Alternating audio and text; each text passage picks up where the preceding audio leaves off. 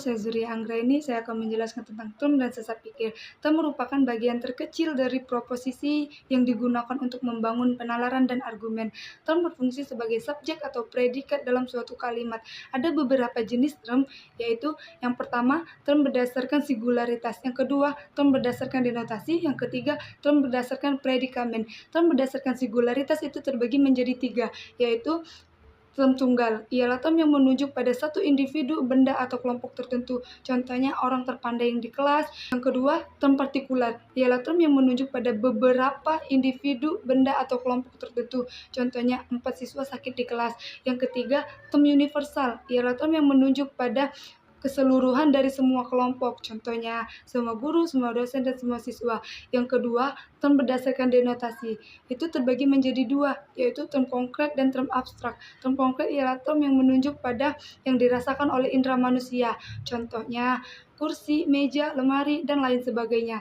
Yang kedua, term abstrak ialah term yang menunjuk pada konsep atau gagasan atau ide manusia, contohnya kebenaran, keadilan, dan kesetiaan. Yang ketiga, term berdasarkan predikamen, yaitu terbagi menjadi dua, yaitu term subjek dan term predikat, yang mana keduanya itu saling berkaitan. Contohnya, Dini membaca buku, Dini sebagai subjek, dan membaca sebagai predikat.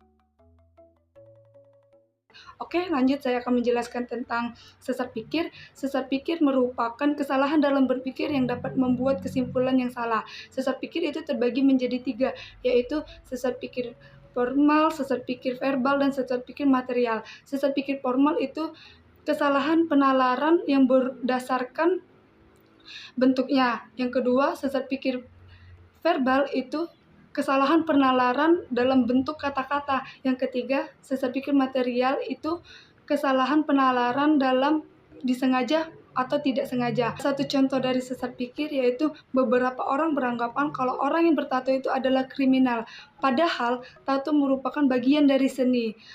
Upaya untuk menghindari dari sesat pikir yaitu yang pertama, kita harus memahami berbagai macam jenis sesat pikir agar terhindar dari hal tersebut. Kedua, kita harus berpikir secara logis dan kritis. Ketiga, kita harus membuat catatan sebelum menyampaikan argumen. Dan yang terakhir, kita harus memiliki kesadaran dalam membuat argumen pada sesuatu itu harus membutuhkan rujukan yang relevan dan terbukti kebenaran.